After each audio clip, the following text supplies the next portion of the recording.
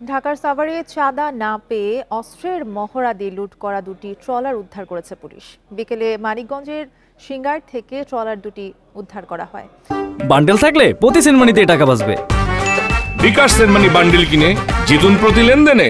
তবে এই ঘটনায় কাউকে আটক করতে পারেনি পুলিশ। তারা জানায় ঘটনার পরেই জড়িতদের ধরতে অভিযান শুরু হয়। বিকেলে সিঙ্গারেও অভিযানে যায় আইন শৃঙ্খলা বাহিনী। এ সময় পুলিশের উপস্থিতি টের পেয়ে পালিয়ে যায় অভিযুক্তরা। আধিপত্য বিস্তারকে কেন্দ্র করে ট্রলার দুটি নিয়ে যাওয়া হয় বলছে পুলিশ। বৃহস্পতিবার অস্ত্রের মহড়া দিয়ে ট্রলার দুটি নিয়ে যাওয়ার অভিযোগ ওঠে। এর একটি ভিডিও ভাইরাল হয় সামাজিক যোগাযোগ মাধ্যমে, যেখানে পিস্তল হাতে এক যুবককে ট্রলারে দাঁড়িয়ে থাকতে দেখা যায়।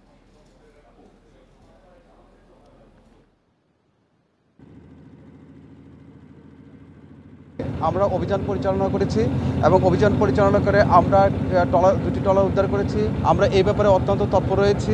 আমরা আশাবাদী খুব শীঘ্রই আমরা অপরাধীকে আইনের আওতায় নিয়ে আসতে পারবো।